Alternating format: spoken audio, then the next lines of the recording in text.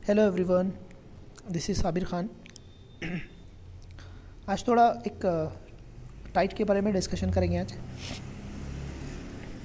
लगभग काफ़ी सारे बच्चे अब एग्ज़ाम भी दे रहे हैं, कुछ CTET के एग्ज़ाम चल रहे हैं और काफ़ी बच्चे फारिग भी हो चुके हैं और बहुत सारे बच्चे जो पहले से पास हैं। तो जाहिर है कि आपको सबको पता है कि फरवरी की लास्ट वीक या फिर मार्च के फर्स्ट वीक तक टाइट एग्ज़ाम होने के पूरे चांसेस हैं। मतलब एग्ज़ाम तो इस बार होना ही है, इसमें दो राय नहीं है। टाइमिंग का सिर्फ कम ज़्यादा का अभी क्लेरिफिकेशन बाकी है। तो जाहिर है प्रिपरेशन सब ने स्टार्ट कर दी है, तो थोड़ा सा एक उसका सिलेबस और उसका एक रोड मैप क्या रहेगा उस पर डिस्कस करना बहुत ज़रूरी है, मुझे लगता है। तो उसमें जो चीज़ें हमें कंसिडर करनी है प्रिपरेशन करने से पहले, तो वो बहुत ज़रूरी हमारे लिए कि हम उसको समझ लें अच्छे से, ताकि हम जो हमारा जो एफ़र्ट है, जो मेहनत है, वो सही जगह लगे, वो वेस्ट ना हो।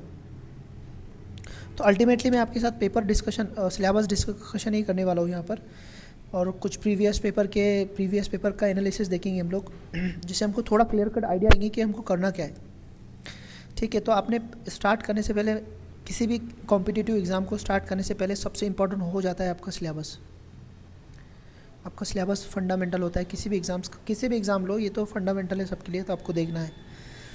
उसके बाद में प्रीवियस ईयर के क्वेश्चन पेपर, ये एनालिसिस होना ज़रूरी है। उसके बाद में डिसाइड होता है आपका मटेरियल, कि आप कौन से मटेरियल को इस्तेमाल करना है, यूटिलाइज़ करना है आपको। तो ये चीज़ों से आपकी पढ़ाई स्टार्ट होने से पहले आपको ये चीज़ें देखनी है, अच्छे से समझना है, तभी आप डिसाइड कर पाएंगे कि पढ़ना क्या है, मटेरियल कौन सा यूज़ करना है, पढ़ना क्या है, एग्ज़ाम क्या होने वाले हैं, आपको किस दिशा में आपका जो सफ़र रहेगा वो रहेगा। तो वो समझना बहुत ज़रूरी है मेरे हिसाब से।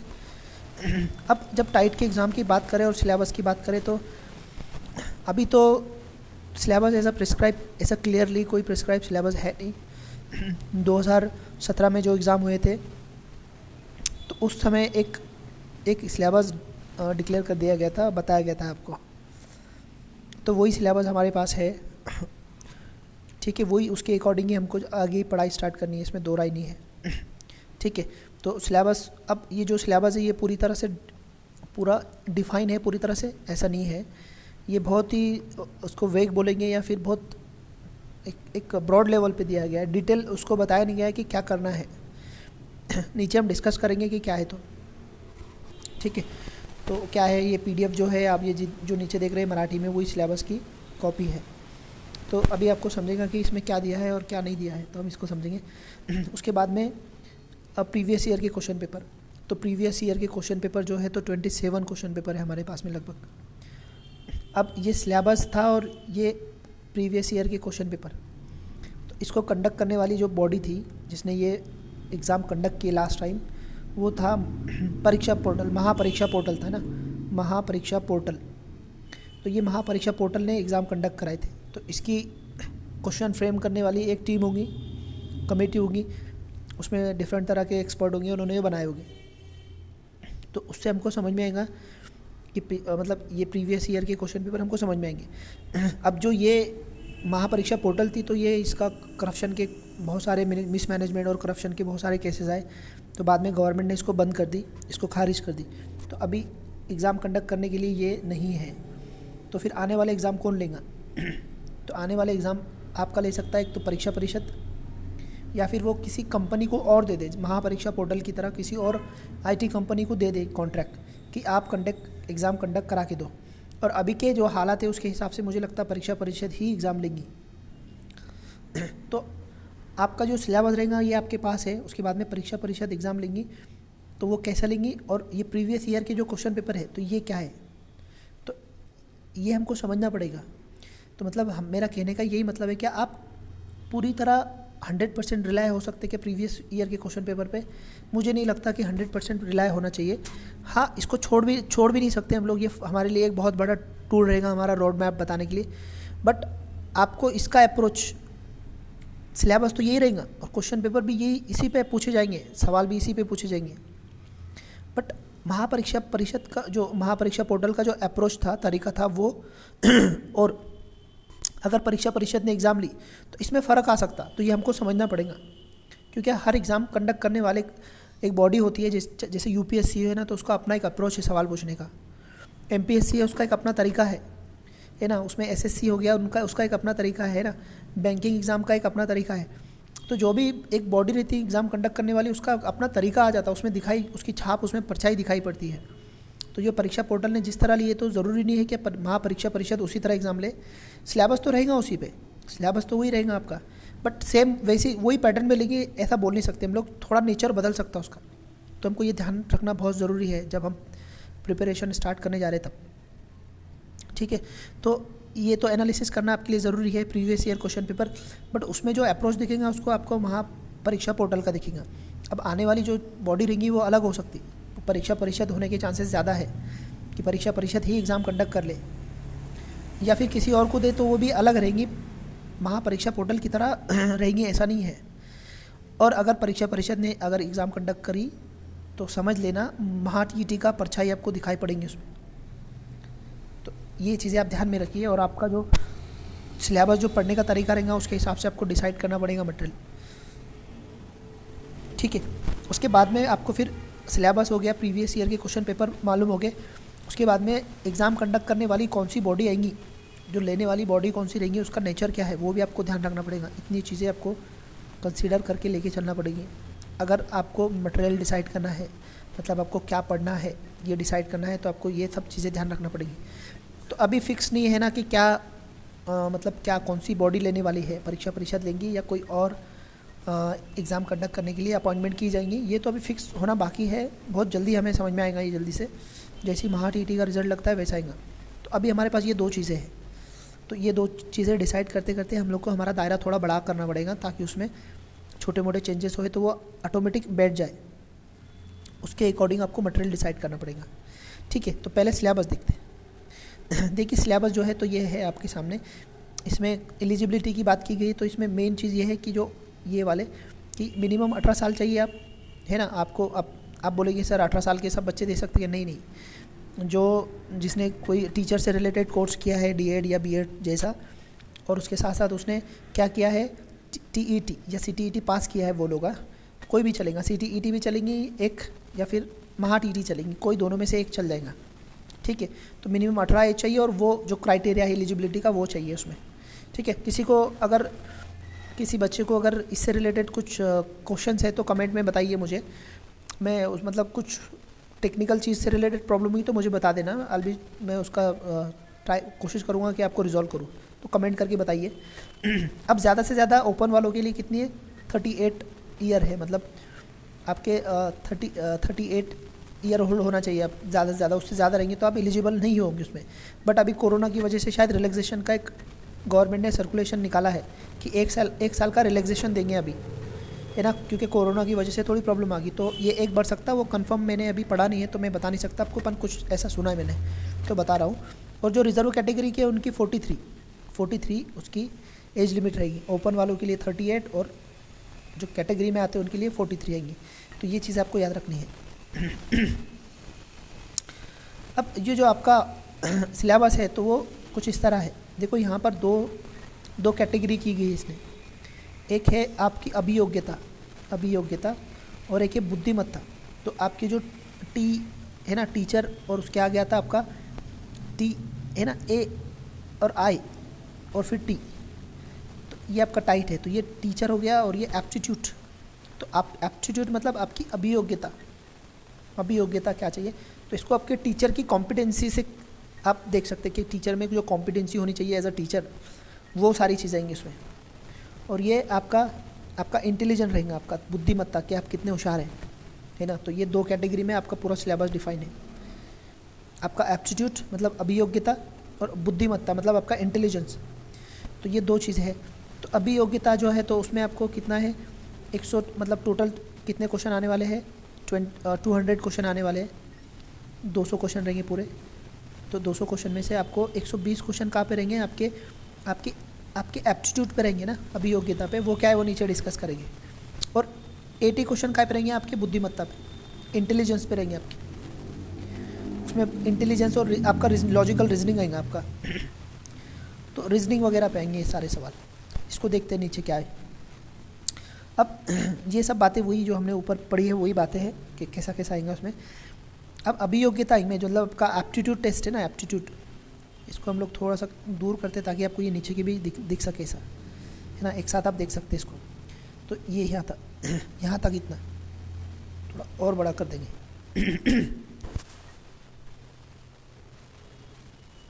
तो आप देख सकते हैं इसको आसानी से, ठीक है। तो अभियोग्यता मतलब आपकी एप्टीट्यूड टेस्ट, एक मिनट, थोड़ा इसको मैं और ऐसा करता हूँ ताकि आपको दिख सके। हाँ, ये आपकी एप्टीट्यूड टेस्ट आ गई। तो एप्टीट्यूड टेस्ट में आपका सबसे रहेगा, मतलब मैं यहाँ लिख देता हूँ एप्टीट्यूड टेस्ट, है ना। तो पहला जो आएगा ये वाला है, ये गणितीय क्षमता। आप पेन डायरी लेके बैठिए, इसको पॉज करके पेन डायरी लेके बैठिए, क्योंकि मराठी में है। इंग्लिश और उर्दू मीडियम वाले बच्चे लिख लीजिए हाथ से इसको, अगर आपको ये समझ में नहीं आता होगा तो गणितीय क्षमता मतलब मैथमेटिकल कॉम्पिटेंसी बोलते हैं इसको। हाँ, तो मैथमेटिकल कॉम्पिटेंसी मतलब आपको इसमें आपको बेसिक मैथमेटिकल जो स्किल्स है वो आनी चाहिए आपको, है ना। जो मैथमेटिक्स की जो बेसिक स्किल है वो आनी चाहिए आपको, है ना। उसमें सब आ जाता आपका, बेसिक्स न्यूमेरिकल सब आ जाता। उसमें आपका सारे जो उसमें परसेंटेज आ गया, आपका एवरेज आ गया, आपका टाइम स्पीड आ गया, आपका बहुत सारे जो बेसिक्स है वो, है ना। तो लॉस और प्रॉफिट आ गया, ये ऐसे सब, या सिंप्लीफिकेशन वगैरह आ गया उसमें, या फिर जो 4 स्किल है मैथमेटिक्स की वो आ गया उसमें।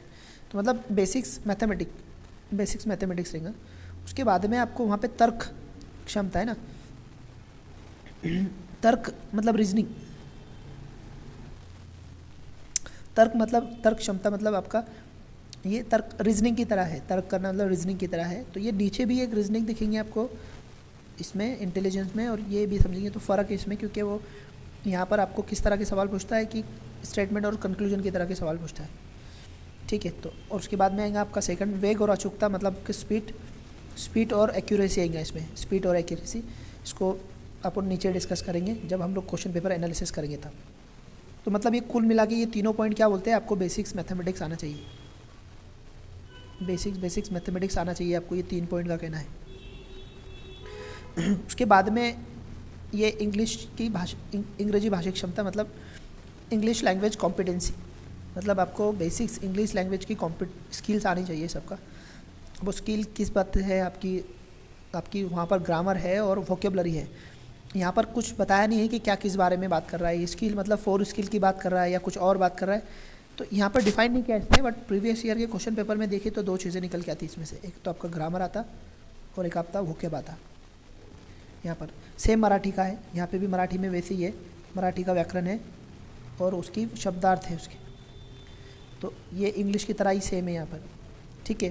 बेसिक्स मैथमेटिक्स आना चाहिए आपको, इंग्लिश में ग्रामर और कुछ वोकेबलरी आनी चाहिए, मराठी में भी सेम व्याकरण और शब्दार्थ वगैरह चाहिए इसमें। तो ये आपके 3 सब्जेक्ट हो जाते। अब यहाँ पर ये सब चीज़ें हैं ना, तो ये सब चीज़ें जो ये 2 चीज़ें आ जाती है आपकी। या फिर ये एक चीज़ बता देता हूँ मैं आपको, अवकाशीय क्षमता बोले तो मतलब क्या आता है इसमें, आपका साइंस आ जाएगा और सोशल साइंस। उसके बाद में थोड़ा करंट अफेयर बोल सकते हैं हम लोग, करंट अफेयर या फिर कंप्यूटर का नॉलेज। तो ये करंट अफेयर और मतलब सबसे ज़्यादा वेटेज है साइंस को, सोशल साइंस को थोड़ा है, ज़्यादा नहीं है। कंप्यूटर के भी कुछ, करंट अफेयर पे भी कुछ क्वेश्चन है और आपका कंप्यूटर पे एक दो क्वेश्चन है। तो कुल मिला के इसमें ज़्यादातर वेटेज दिया गया है किसको, साइंस को, और सोशल साइंस को बहुत कम है, और ये भी बहुत कम है क्वेश्चन पेपर में, समझेंगे नीचे। अब रहा सवाल ये 7 और 8 नंबर की जो पॉइंट है इसका, तो ये 7 और 8 नंबर की जो पॉइंट है ये कह रहे हैं कि आपके अंदर ने जो चाइल्ड साइकोलॉजिकल बिहेवियर है ना, तो वो आपका साइकोलॉजिकल बिहेवियर कैसा रहेगा। बिहेवियरल साइकोलॉजी बोलते हैं उसको, पर्टिकुलर सिचुएशन में आप किस तरह बिहेव करेंगे उसको बोलते हैं। तो इसमें आपकी पर्सनालिटी, आपका समायोजन मतलब एडजस्टमेंट वगैरह आ जाता है आपका, ठीक है। तो कुल मिला के ये आपकी थोड़ी बिहेवियर से रिलेटेड है, मतलब आपका एक तरीका डिसीजन मेकिंग पावर चेक करता है यहाँ पे। तो आपका डिसीजन मेकिंग पावर कैसा है आपका, सारे क्वेश्चन आपको डिसीजन मेकिंग पावर से रिलेटेड दिखेंगे, और भी चीज़ें उसमें सब टॉपिक है। तो ये हमको कहाँ से समझ में आते हैं, पेपर एनालिसिस करने के बाद में समझ में आते हैं, वैसे नहीं आते। उसके बाद में आपका आ गया बुद्धिमत्ता, मतलब आपका इंटेलिजेंट आ गया। तो इंटेलिजेंट में ये सारे आपका रीजनिंग से रिलेटेड है सारे क्वेश्चन, रीजनिंग से रिलेटेड क्वेश्चन है सारे। आकलन मतलब आपको आपकी कॉम्प्रहेंशन है, क्लासिफिकेशन मतलब वर्गीकरण। अब ये सारे मैं डिटेल में डिस्कस नहीं कर रहा क्योंकि आपको पोस्ट पेपर एनालिसिस में समझ में आएंगे, आपको सिर्फ बता रहा हूँ मैं सिर्फ। क्लासिफिकेशन रहता है उसमें, अब वो रीजनिंग के क्लासिफिकेशन है, उसमें बहुत सारी चीज़ें हैं, जैसे कि आपको नंबर्स में क्लासिफिकेशन करना रहता है या अल्फ़ाबेट में क्लासिफिकेशन या फिर कोडिंग डिकोडिंग आ गया, बहुत सारी बातें है ना। क्या ये सांकेतिक भाषा, ये कोडिंग डिकोडिंग ये आ गया आपका। लयबद्ध मांडनी मतलब सीरीज़ के अकॉर्डिंग मांडना है, मतलब यहाँ फिगर वगैरह आ जाते हैं आपका। संबंध है ना, ये लॉजिकल रीजनिंग आ जाएगा इसमें, कुछ कूट प्रश्न आ जाएंगे। और उसके बाद में क्रम श्रेणी वगैरह आगे, मतलब आपके सीरीज़ वगैरह आ जाएंगे, अब अल्फ़ाबेट से भी हो सकते हैं और न्यूमेरिकल भी हो सकते हैं। और तर्क और अनिवार्य मतलब आपका स्टेटमेंट और कंक्लूजन वगैरह है ना, इसमें स्टेटमेंट दिया जाता है, आपको कंक्लूजन करना जाता है, इसको बोलते हैं तर्क और अनुमान। तो मतलब ये टोटल बुद्धिमत्ता है क्या आपका, टोटल रीजनिंग है, रीजनिंग टोटल रीजनिंग है आपका। वो सारे रीजनिंग के बेसिक्स टॉपिक पूरे इसमें सबके सब, घड़ी, time, figure, coding decoding, puzzle वजल, सीरीज़, ये सीरीज़ वो सारी चीज़ें इसमें आ गई।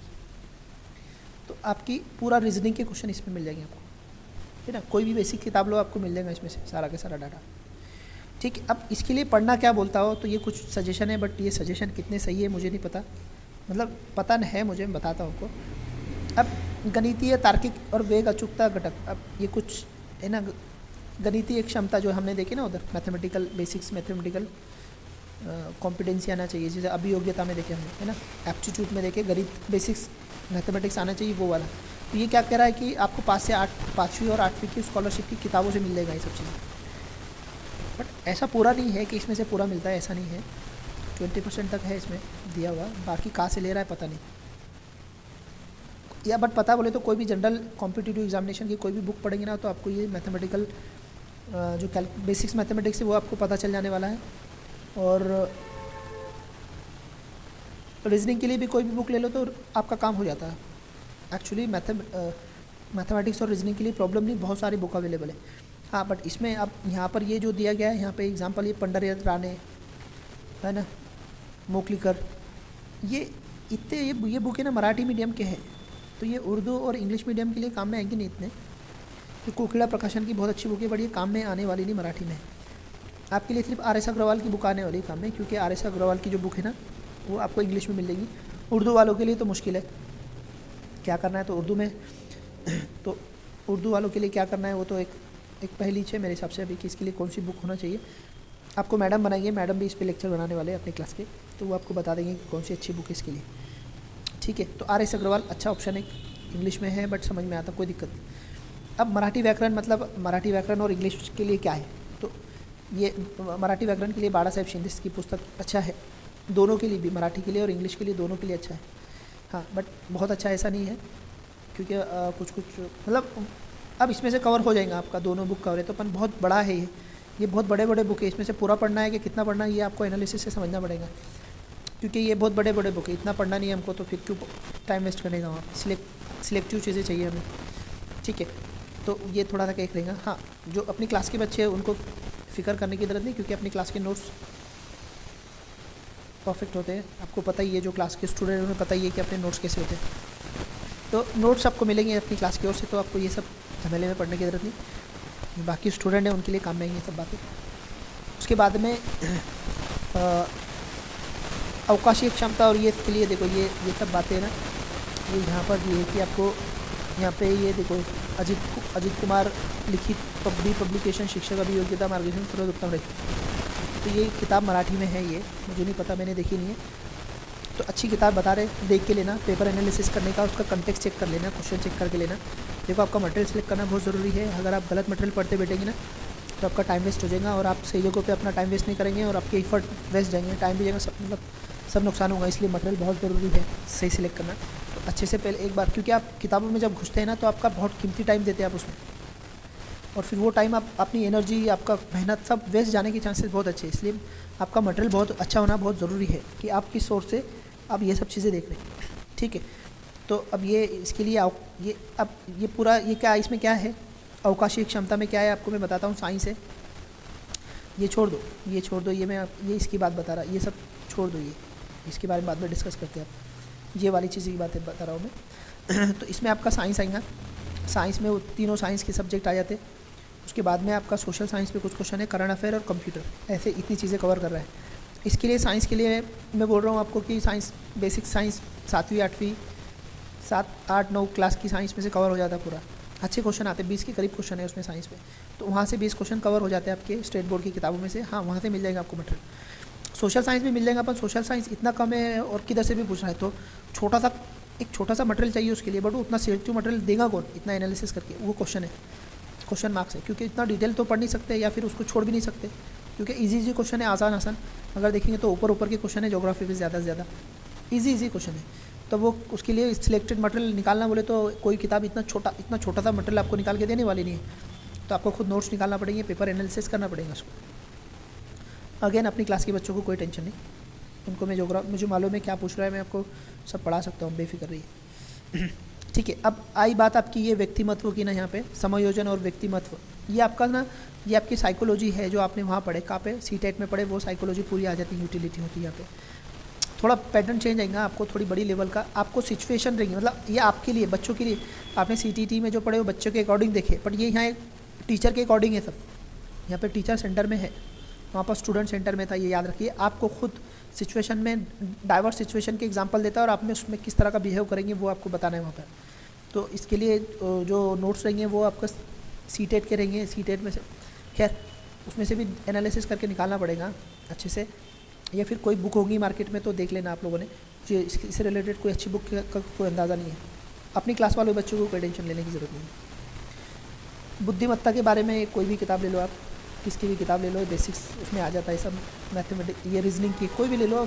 RS अग्रवाल बहुत अच्छी इसके लिए, इंग्लिश में है, पर वहाँ पे लैंग्वेज बैरियर होता ही नहीं है पहले रीजनिंग में, सबको समझ में आते हैं। थोड़ा बहुत प्रॉब्लम जाती है तो कोई प्रॉब्लम नहीं, आप ले सकते हैं RS अग्रवाल, बहुत अच्छी बुक है।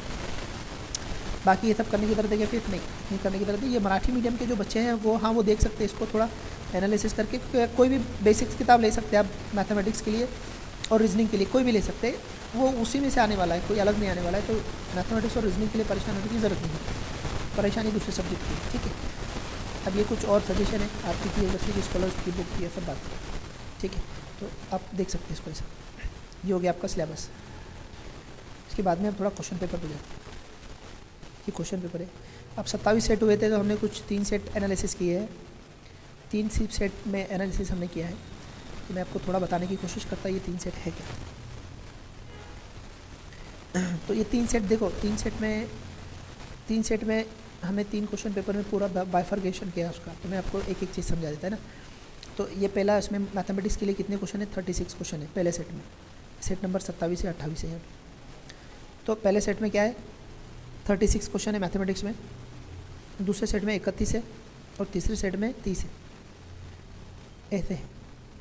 तो मतलब आपको 30 के आसपास क्वेश्चन है मैथमेटिक्स में, पक्का इतना तो है, ठीक है। तो ये आप लोग ये जो है ना, तो मैं PDF इसकी डिस्क्रिप्शन में डाल दूंगा, इसको डाउनलोड कर लेना। ये हमने एक एक क्वेश्चन उसको कहाँ से कितने क्वेश्चन पूछ रहा है, कितने, सब इसमें डिटेल डाली है, तो आपको बहुत अच्छे से समझ में आएगा। हम लोग एक सेट को देखते हैं, बाकी सब इस तरह ही है लगभग। तो ये कुछ टॉपिक है जिसपे से सवाल पूछे गए हैं, किसमें, मैथमेटिक्स में। मतलब आपका जो बेसिक्स मैथमेटिक्स की जो स्किल होनी चाहिए आपने उसमें, है ना, मतलब ये आपका एप्टीट्यूड का हिस्सा है, रीजनिंग का नहीं है, रीजनिंग अलग है। तो यहाँ पे 36 क्वेश्चन है, अभी 36 क्वेश्चन जो है तो ये पूछे गए ना, तो इसमें सबसे ज़्यादा क्वेश्चन है सिंप्लीफिकेशन पे, देख लीजिए आप, सिंप्लीफिकेशन है। और बाकी ये टॉपिक के नाम है, मैं पढ़ूंगा, या आपको समझ में आते सब चीज़ें आप पढ़ सकते हैं, या मैं पढ़ के सुना देता हूँ आपको एक एक करके, है ना। सिंप्लीफिकेशन पे सबसे ज़्यादा क्वेश्चन है। उसके बाद में ये डाइसेस पे क्वेश्चन है ना, डाइसेस पे एक क्वेश्चन है, परसेंटेज पे 2 क्वेश्चन है, स्क्वायर रूट्स पे करीब 5 क्वेश्चन है। स्क्वायर रूट्स आ गया उसका, स्क्वायर और स्क्वायर रूट्स, इस पे क्वेश्चन है, मतलब अच्छा वेटेज है, आप समझ सकते हैं ना। और ये आपका रेशो प्रोपोर्शन पे आ गया ना, कैपेसिटी ऑफ रेशो प्रोपोर्शन पे, ये तो बेसिक्स है, सबको आना चाहिए। लाइन और पॉइंट पे क्वेश्चन है, एज पे क्वेश्चन है, स्पीड पे क्वेश्चन है। ये एज का आपका वहाँ चल जाएगा, कहाँ पे, आपका इंटेलिजेंट में। स्पीड वगैरह पे क्वेश्चन है। रेशो पे आगे देखो, रेशो पे यहाँ भी क्वेश्चन है, यहाँ पे भी ज़्यादा क्वेश्चन है। मतलब आपका स्क्वायर और स्क्वायर रूट, सिंप्लीफिकेशन और रेशो प्रोपोर्शन पे ज़्यादा सवाल पूछ रहा है उसमें। ये डिविजिबिलिटी पे है, फ्रैक्शन पे क्वेश्चन है। ये तो बेसिक टॉपिक है सब। मेज़रमेंट हो गया आपका, क्लॉक हो गया, उसका एंगल हो गया, वो सारी चीज़ें है ना। इक्वेशंस पे आ गया, ज्योमेट्री के कुछ एंगल वेंगल पे, ज्योमेट्री पे भी क्वेश्चन है, नंबर सिस्टम पे क्वेश्चन है। सेट, देखो ये सेट पे भी क्वेश्चन है, सेट पे भी क्वेश्चन पूछा उसने, ये 10th क्लास का है सेट पे है। डिस्टेंस पे क्वेश्चन है, इंटरेस्ट पे है, प्रॉफिट पे और लॉस पे है, और मीडियम पे। तो इतने सारे टॉपिक है आपके। उसमें भी 3 टॉपिक बहुत ज़्यादा सवाल पूछा है उसने, किसने, सिंप्लीफिकेशन पे, स्क्वायर रूट पे और रेशियो प्रोपोर्शन पे। इसको आप क्या करो, थोड़ा लिख लेना, ये एक सेट का है, थोड़ा आपको अंदाज आएगा। उसके बाद में इसको पॉज करके लिख लेना सब चीज़ एक एक करके ना, ये भी लिख लेना। बाद में मैं क्या कर रहा हूँ, हर सेट का थोड़ा सा दिखाऊंगा आपको मैं। आप सब एक एक पेपर का पढ़ नहीं सकता, बस यही कैलकुलेशन है उनका सबका, सब में यही है, बस इस तरह ही क्वेश्चन है सब में। 1-2 टॉपिक कम ज़्यादा होंगे, तो आप क्या करो, इसका स्क्रीनशॉट ले लेना, इसको लिखकर मैं आगे बढ़ रहा हूँ, और मैडम इसको डिटेल में बताएंगे आपको।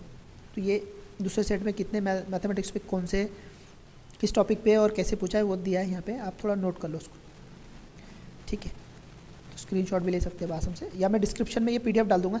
एक्चुअली ये हमारी खुद की टीचिंग के लिए होता है, ये हम लोग खुद की टीचिंग के लिए हम लोग एनालिसिस करते हैं ऐसा, तो इसलिए पेन से ही लिख लेते हैं हम लोग इसका, तो थोड़ा आपके भी काम में आएगा, आप भी देख लो उसको, ठीक है। इसमें 30 क्वेश्चन है, यहाँ पे भी वही कहानी है, सब थोड़े बहुत टॉपिक इधर उधर हो रहे होंगे, बस आराम से इसका स्क्रीनशॉट मारिए, या फिर मैडम आपको डिटेल में बता देंगे इसके बारे में। उसके बाद में आता आपका रीजनिंग। तो रीजनिंग पे आपको 70 क्वेश्चन है, किसमें, पहले एक सेट में 70 है, दूसरे में 66 है, और तीसरे में 72 है, मतलब 70 के आसपास क्वेश्चन आपको रीजनिंग पे है, ठीक है। रीजनिंग पे और कॉमन टॉपिक ये ऐसा नहीं कि बहुत है, देखो जी यहाँ अगर आप देखेंगे अब तो सबसे ज़्यादा क्वेश्चन किस पे है, यहाँ पर आपके क्वेश्चन है, सबसे ज़्यादा क्वेश्चन पूछ रहा है मेन फिगर, मतलब वो है ना, डिफरेंट फिगर आते हैं ना, अलग अलग फिगर आते हैं, उस पर क्वेश्चन अच्छे खासे है ना। ये रैंकिंग ऑर्डर पे भी है, रैंकिंग ऑर्डर पे भी अच्छे खासे क्वेश्चन है। उसके बाद में आपका स्टेटमेंट और कंक्लूजन पे भी बहुत अच्छे क्वेश्चन है, आप देख सकते हैं। बाकी ये चीज़ें आपके सामने हैं, आप इसको आराम से पढ़ लेना एक एक देख कर, क्योंकि मैं इसे पढ़ के सुना सकता हूँ, आप आराम से देख लेना इसको, और मैडम आपको डिटेल में बताएंगे इसका जब वीडियो बनाएंगे तो, ठीक है। इसका बहुत इंपॉर्टेंट है, आपको एक एक चीज़ समझना है इसमें से, इससे आपका एग्ज़ाम आसान होगा, आपको आपकी मेहनत सही जगह जाएगी, ठीक है। तो ये कुछ स्क्रीनशॉट ले लो, जब मैडम इस पर लेक्चर बनाने वाली है तो तब वो आपको बता देंगे, ठीक है, ओके। इसका भी आप स्क्रीनशॉट ले लेना या फिर PDF डाउनलोड कर लेना। उसके बाद में आता मराठी, हाँ ठीक है, मराठी और इंग्लिश ये दोनों समझते हैं। मराठी पे कितने 12 क्वेश्चन हैं, एक सेट में 12 है, दूसरे सेट में कितने हैं, मराठी पे 14 है, और तीसरे सेट में कितने 15 है, मतलब 12 से 15 के बीच में सवाल पूछ रहा है। अब ये पूरे सवाल कहाँ से पूछ रहा है मैं आपको एक पे बता देता, यहाँ पर एक से आपको समझ में आ जाएगा। हम लोग ये वाला ले लेते एक, है ना, ये वाला भी ले सकते, तो यहाँ पे आपको थोड़ा आइडिया आ जाएगी। तो ये पूरे सवाल 2 केसेस में है, ये दो जो दिख रहे हैं ना, ये 2 केसेस में है, मतलब इसके 2 तरीके हैं इसके। देखो रिपीट सेम है, मैंने खुद देखा है, क्योंकि मैं खुद पढ़ाने वाला हूँ, तो मुझे इसके बारे में पूरी आइडिया है। तो क्या पूछ रहा है मराठी में, देखो आपको वाक्य प्रचार पूछ रहा है, वाक्य प्रचार पे हर उसमें क्वेश्चन है, ठीक है। उसके बाद में जोड़ शब्द पे है, मन पे है, और समानार्थी विरोधार्थी शब्द है। उसके बाद में शुद्ध शब्द है ना, शुद्ध अशुद्ध शब्द पे पूछ रहा, ठीक है। ये समानार्थी है, मतलब आपके सिलेक्टेड टॉपिक, जैसे वाक्य प्रचार, मन होगी मन पे, और आपका क्या बोलते हैं शुद्ध शब्द, विरुद्धार्थी शब्द, समानार्थी शब्द, इस पे ही क्वेश्चन है ज़्यादा, मतलब वोकैब पे ज़्यादा है। और ग्रामर पे कितने क्वेश्चन है, ग्रामर पे 3 टॉपिक कवर कर रहा है ग्रामर पे। कौन से 3 टॉपिक है ग्रामर पे, एक पूछ रहा है संधि पर, संधि पे सवाल है, 3 ही टॉपिक है, संधि पे एक सवाल है। उसके बाद में एक विशेषण पे बार बार सवाल है, विशेषण मतलब आपका पाठ शब्दों की जात, शब्दों की जात पे आ जाएगा विशेषण है। और लिंग पे क्वेश्चन है, लिंग, स्त्रीलिंग और पुरुषलिंग। तो ग्रामर में सिर्फ 3 ही टॉपिक पे क्वेश्चन है, 3 सेट में अगर हमने एनालिसिस किए तो। बाकी आपकी वोकेबलरी पे है, उस पर फिर से वाक्य प्रचार, मन पे है, समानार्थी विरुद्धार्थी शब्द, शुद्ध शब्द, अशुद्ध शब्द, तो ये और कुछ समासिक शब्द, ऐसे 4-5 ही टॉपिक है जिस पर सवाल पूछ रहा बार बार। ये 15 क्वेश्चन ज़्यादा से ज़्यादा वोकेबलरी पे इन पे, तो वोकैब पे ही क्वेश्चन है सारे के सारे। इसके लिए शिंदे सर की बुक में से आपको पूरा मिल जाएगा, और ये भी आपको वहाँ से अच्छे से मिल सकते हैं, ठीक है। अपनी क्लास के बच्चों को टेंशन नहीं है वो किताबें खरीदने करने का, हम लोग नोट्स में से कवर करेंगे। अब मेरी वही कहने की बात फिर से यहाँ मैं रिपीट कर रहा हूँ, क्योंकि बहुत बड़ी बुक है, उसमें कितना पढ़ना है ये आपको इससे समझ में आएगा क्या पढ़ना है। तो ये पेपर आपके सामने है, इससे आपको थोड़ा सा आपका मतलब आपको एक मतलब समझ में आएगा कि क्या पढ़ना है, क्योंकि बुक बहुत बड़ी है। आप 15 मार्क्स के लिए या 10-12 मार्क्स के लिए आप पूरी बुक पढ़ते बैठेंगे तो वो वायबल नहीं है, छोड़ देंगे तो आप कंपटीशन से बाहर हो जाएंगे, छोड़ भी नहीं सकते और पढ़ना है तो फिर इसके लिए आपका एनालिसिस आपके लिए काम में आएगा। ठीक है, ये चीज़ें याद रखिए। उसके बाद में इंग्लिश पे किस पे सवाल पूछ रहा है, इंग्लिश में आपको बता देता है, यहाँ पर लिख कर ही बता देता है। ठीक है, इसमें भी 2 सेट है, अगर आप इसको अगर लिखना चाहे तो लिखेंगे। मैं मेरे जो इस पर स्क्रीन पे लिखता हूँ तो बहुत बड़ा होता है, तो जनरली लिखना नहीं होता है। तो इसके 2 क्लियर वो है डिवीज़न है ना, एक है ग्रामर पे और एक है वोकैब पे, क्लियर डिवीज़न है इसका। तो ग्रामर पे क्या कौन से है, टेंस पे क्वेश्चन मिलेंगे आपको, टेंस पे क्वेश्चन है। उसके बाद में डायरेक्ट और इनडायरेक्ट पे क्वेश्चन है, डायरेक्ट पे और इनडायरेक्ट पे क्वेश्चन है। उसके बाद में आपका वॉइस पे क्वेश्चन है, आर्टिकल पे क्वेश्चन है, डिग्री पे क्वेश्चन है। उसके बाद में डिग्री, इसके बाद में इतने हैं,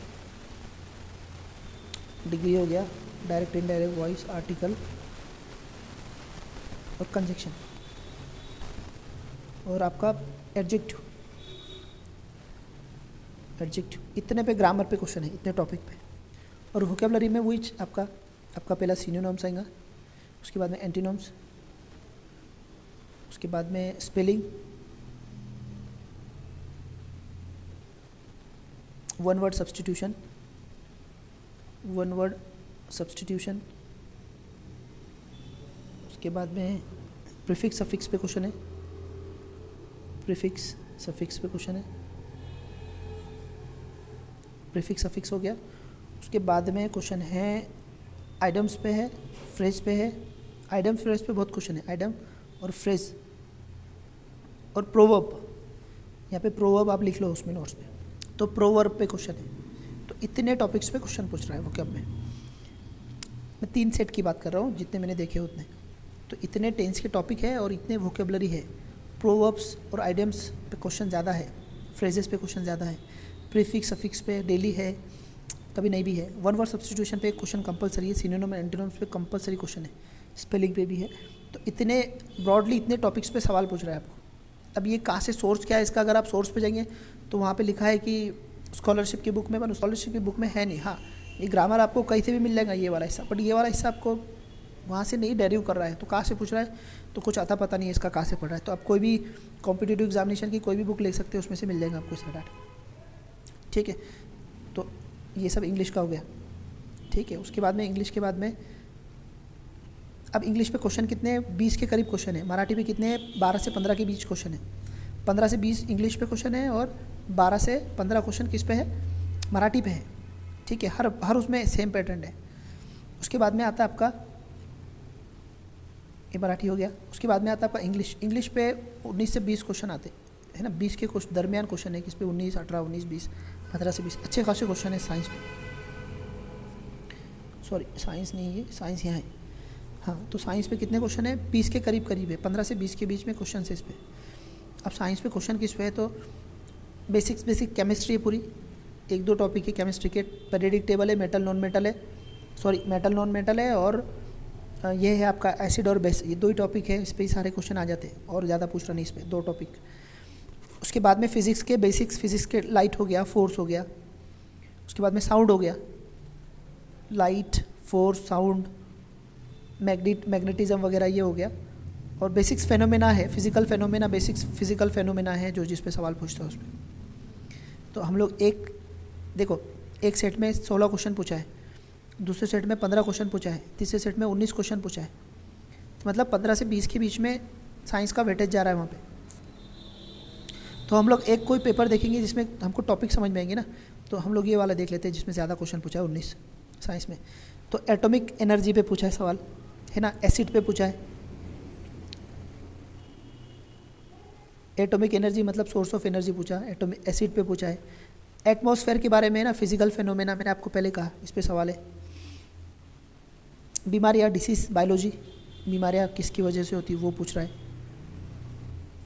है ना। हमारे फिजिकल स्ट्रक्चर के पीछे शरीर, हमारी जो बॉडी है उसके ऊपर सवाल है। फूड चेन पे सवाल है ना, फूड चेन पे सवाल है। नाइलॉन मतलब पेट्रोलियम पे है, ये फिर पेट्रोलियम पे 2 क्वेश्चन आ गए। एक्वेटिक प्लांट कौन से है उस पर, मतलब क्लासिफिकेशन पे क्वेश्चन है।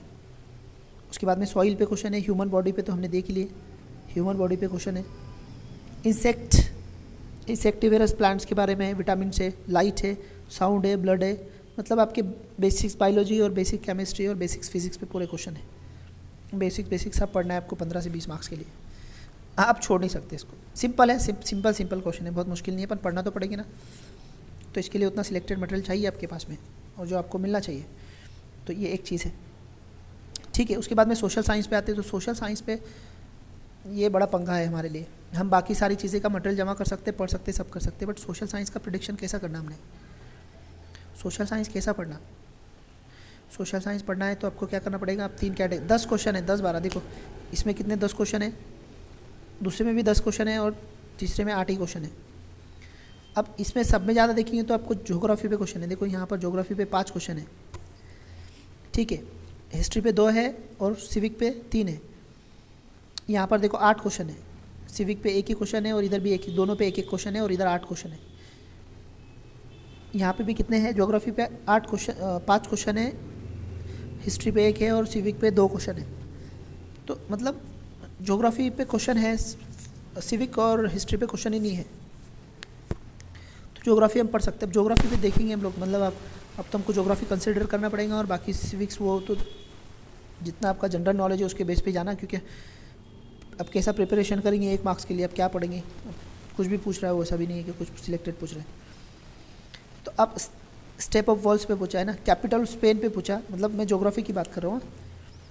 कैपिटल ऑफ स्पेन पूछा, सोलर सिस्टम पे सवाल है, अफोरेस्टेशन पे है, कामाख्या मंदिर, western Ghat, border between India and Pakistan, मतलब बाउंड्रीज पे क्वेश्चन है ना। मास ऑफ अर्थ, मतलब इंटीरियर ऑफ अर्थ के बारे पे भी सवाल है, इंटीरियर ऑफ अर्थ पे भी सवाल है। तो मतलब सब बिखरा पसारा है। अब इसको प्रेडिक्ट करना आसान है, ज्योग्राफी को कोई मुश्किल नहीं है, बेसिक से सब पढ़ सकते हैं हम लोग, 10-7-8 मार्क्स के लिए पढ़ सकते हैं, आसान भी है, इतना मुश्किल काम नहीं, ये हो जाएगा अपनों से। यहाँ पे क्या पूछ रहा, आपका पहला डिज़ास्टर पे है, कैपिटल ऑफ सिंगापुर आया। ओशन पे सवाल है, फाइंड सिटी कौन सी है, वो ग्रेनेडा, उस पे सवाल है। कैस्पियन सी पे सवाल है, मतलब बेसिक ज्योग्राफी है, प्रिडिक्ट कर सकते हैं हम लोग, कोई प्रॉब्लम नहीं। अब जीके पे भी सवाल है। अब जीके पे यहाँ पे सवाल क्या आ रहा है, एक तो बुक पे सवाल पूछ रहा है जीके में, बुक किसने कौन सी बुक लिखी, या फिर अवार्ड पे ये से। और उस टाइम में जो बेसिक्स, उस दिन करंट अफेयर में जो चीज़ें चल रही थी, जैसे 2017 में जीएसटी बहुत चल रहा, तो जीएसटी पे क्वेश्चन पूछा उसने। अब उस टाइम में जो चल रहा था, जैसे उस टाइम में ये बेंजामिन नेतन्याहू का कुछ चल रहा होगा तो उस पर पूछ लिया। बट बुक्स पे और अवार्ड पे सवाल है, इस पे सवाल है, तो ये करंट अफेयर में से मिल जाते हैं हम लोग, कोई मुश्किल काम नहीं है, इस पे सवाल है। उसके बाद में आपके कंप्यूटर पे भी बेसिक्स क्वेश्चन है। देखो 3 क्वेश्चन है कंप्यूटर पे, शिफ्ट किसको बोलते हैं, स्कैनर क्या है, एमएस वर्ड क्या है, ये सब चीज़ें। फिर जीके पे 4 क्वेश्चन है, बुक वही, इसमें भी वही कहानी है। देखो शेयर बाज़ार पे भी क्वेश्चन पूछ लिया, तो अब वो हमारे काम का नहीं है कुछ। अब मिल्खा सिंह का कुछ चल रहा होगा उस टाइम में, है ना, फरहान अख्तर की मूवी आ रही होगी शायद तब, और ये वापस राइटर पे सवाल है। तो मतलब आपको 2 चीज़ें करनी पड़ सकती है, और एक तो करनी पड़ेगी, जैसे राइटर को किसने कौन सी बुक लिखा है। अब बहुत फेमस है बुक है, उनके बारे में पूछ रहा है, ऐसा नहीं कि बहुत अभी भी नई बुक आ रही है उस पर पूछ रहा है, ऐसा कुछ नहीं है। वो जो पहले से इस्टाब्लिश बुक है, बहुत फेमस है, उन पर सवाल है, तो ऐसा डरने वाली बात नहीं है। तो ये और कुछ क्वेश्चन है करंट अफेयर के, कुछ कंप्यूटर के, स्क्रीनशॉट ले लेना। हाँ, ये चाइल्ड साइकोलॉजी, इस पर भी अच्छे क्वेश्चन है, 25 क्वेश्चन पूछ रहा है इस पर। देखो चाइल्ड साइकोलॉजी पे 25 क्वेश्चन। अब चाइल्ड साइकोलॉजी नहीं, एक्चुअली हम डिस्कस करते हैं यहाँ पे 28 है और 23 है। मतलब अब ऐसा बोल सकते कि ये जो चाइल्ड साइकोलॉजी लिखी है एक्चुअली साइकोलॉजी है ये। तो यहाँ पर ये टॉपिक भी है, देखो यहाँ पर किस पे सवाल पूछा है, तो आप टॉपिक भी देख सकते हैं, आपको थोड़ा सा और समझ में आएगा। इसका स्क्रीनशॉट ले लेंगे तो आपको समझ में आएगा। तो साइकोलॉजी पर चाइल्ड साइकोलॉजी नहीं है, ये आपकी बिहेवियरल साइकोलॉजी है, सिचुएशनल बिहेवियरल साइकोलॉजी है। 25 क्वेश्चन पूछ रहा है इस पर, बहुत आसान क्वेश्चन होते हैं, तो इसको अच्छा प्रिपरेशन करके हम अच्छे मार्क्स ले सकते हैं, बहुत आसान होते हैं इसके। तो इसमें सबसे ज़्यादा क्वेश्चन किस पे है? सिचुएशन बिहेवियर पे। सिचुएशन बिहेवियर मतलब बिहेवियरल साइकोलॉजी पे क्वेश्चन है। देखो यहाँ पे करीब 10 क्वेश्चन पूछा है इस पर, बहुत क्वेश्चन है। उसके बाद में ये क्या है, बुलेटिन वगैरह पे है ना, बुलेटिन बोर्ड, फाइनल बोर्ड पे क्वेश्चन है ना, आईजी पे है, मेंटल एज पे क्वेश्चन है, एक्सपेरिमेंट मेथड पे है, गिफ्टेड चाइल्ड के बारे में पूछ रहा, इवोल्यूएशन पे है, डायग्नोस्टिक टीचिंग क्या है उस पर पूछ रहा है ना, एजुकेशनल प्रोग्राम क्या है उस पर पूछ रहा है, एड्स वगैरह इफेक्टिव के कुल मिला के आपकी सी टेट पे है आपका। तो कुछ थेरीज भी है, इमोशंस पे है, पर्सनालिटी पे है, हेलुसिनेशन पे है। तो इस पे सारे क्वेश्चंस हैं, देख सकते हैं आप, एक एक क्वेश्चन पूछ रहा है इस पे, सब पे सबसे ज़्यादा क्वेश्चन किस पे पूछा है? फिर सिचुएशनल बिहेवियर पे 10 क्वेश्चन है, और ये बाकी पे एक एक क्वेश्चन है। यहाँ पे भी देखो सिचुएशनल बिहेवियर पे कितने क्वेश्चन है, बहुत सारे हैं। तो इसका भी स्क्रीनशॉट ले लो, आराम से देखो इसको, आपको आसान होंगे एग्ज़ाम। ठीक है, तो टोटल ये पूरा एनालिसिस आपके सामने है। ठीक है, ओके, तो वापस आता हूँ, मैं अपनी कहानी ख़त्म करता हूँ अभी। तो कुल मिला के आपको ये सब चीज़ें ध्यान में रखकर आपकी पढ़ाई करनी है। ठीक है, अब कौन सी अब मटेरियल पे बात करते हैं हम लोग। अब मटेरियल मैंने आपको सजेस्ट किया है कि आप कौन सा मटेरियल देख सकते हैं हर सब्जेक्ट का। मैथमेटिक्स और रीजनिंग के लिए कोई भी बेसिक्स मैथमेटिक्स, कोई भी कॉम्पिटिटिव एग्जामिनेशन की बुक इनफ है, क्योंकि अच्छा वेटेज है तो आपको पढ़ना पड़ेगी उतनी, अच्छी दबा के प्रैक्टिस करो, उनकी हो जाता सब। इंग्लिश के लिए और मराठी के लिए बाला साहेब शिंदे अच्छा है, उसमें आप कर सकता, पर वो बहुत डिटेल है, उतना डिटेल आपको पढ़ने की ज़रूरत नहीं है। अगर आप पेपर एनालिसिस करते हो तो आपको वहाँ से शॉर्ट करना पड़ेगा, खुद को सिलेक्शन करना पड़ेगा, क्योंकि आपकी मेहनत बहुत ज़्यादा जा सकती है वहाँ पे। उसके बाद में साइंस, बेसिक साइंस के जो है अपने स्टेट बोर्ड के, आप 8वीं 7वीं 8वीं 9वीं इतने भी बुक पढ़ लेंगे ना तो हो जाता वहाँ से। सोशल साइंस में ज्योग्राफी के बेसिक्स पढ़िए आप, बेसिक मोटे मोटे टर्म पढ़िए, उसके ज़्यादा जाइए। मतलब जैसे मैं कैसा बोला आपको, पहाड़ के बारे में पढ़ लिए है ना, कुछ मेन रिवर देख लीजिए, इंटरनेशनल रिवर देख लीजिए, इंटरनेशनल माउंटेन देख लीजिए, डिजर्ट देख लीजिए, कंट्री, कॉन्टिनेंट, ओशन, इसी ऊपर की geography, solar system, interior of earth, सादा सिंपल। ज़्यादा डिटेल में जाने की ज़रूरत है क्या? नहीं, ऊपर की ज्योग्राफी पढ़ लो। सिविक और हिस्ट्री को मेरे हिसाब से अब डिपेंड करता कि अगर नया सिलेबस आता तो, अब इतने सवाल कम पूछ रहा है तो उसको आप क्या अलग से पढ़ सकते हैं उसको। तो आपका जो पहले से नॉलेज है उसी के बेस पे चलने दो उसको। साइंस के लिए मैंने बताया आपको, ज्योग्राफी के लिए सिंपल ऊपर की टर्मोलॉजी पढ़ो बस, ज़्यादा डिटेल में जाओ मत। उसके लिए स्पेशल आपको कोई किताबें पढ़नी नहीं, बेसिक किताबें भी पढ़े ना अपने तो हो जाता है। इसकी 7-8 की किताबों में से बेसिक चीज़ें देख लेने की, हल्की आ जाती। क्लास के बच्चों को कोई करने की ज़रूरत नहीं, क्लास के बच्चों को ये सब टेंशन लेने की ज़रूरत नहीं। आपको पूरे के पूरे नोट्स मिलेंगे, इस पर डिटेल नोट्स मिलेंगे, आपको कहीं जाने की ज़रूरत नहीं।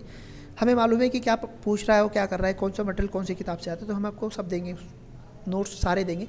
तो आपको पूरे हम लोग ये सब निचोड़ देंगे, इनका सिलेक्शन करके देंगे, तो इसमें प्रॉब्लम नहीं आएगी आपको।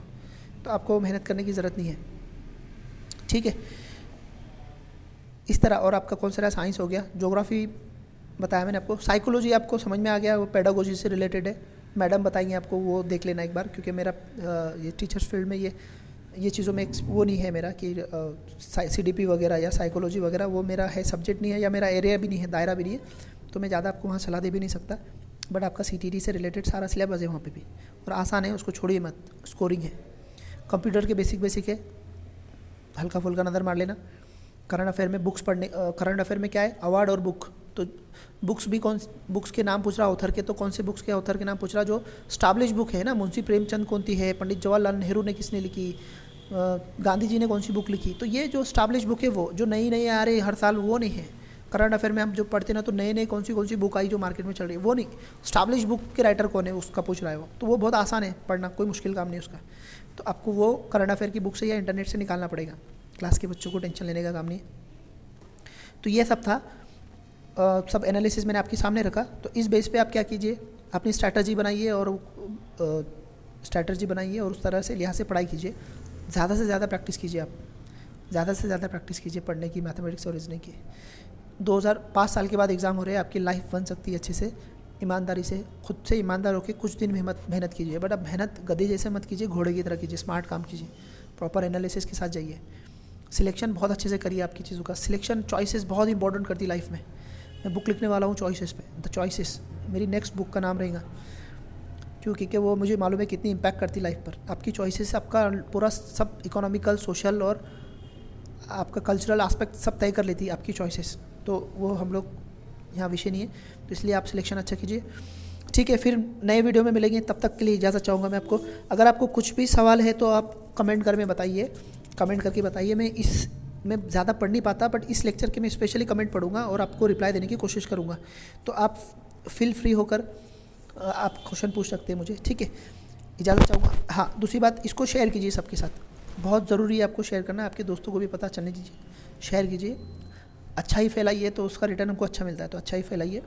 हमारे चैनल को भी सब्सक्राइब कीजिए ताकि आप जुड़े रहें हमसे, कुछ अच्छा हम बताना चाहें तो आपको मिले। ठीक है, तो इजाज़त चाहूँगा मैं आपका। अल्लाह हाफ़िज़, बाय बाय।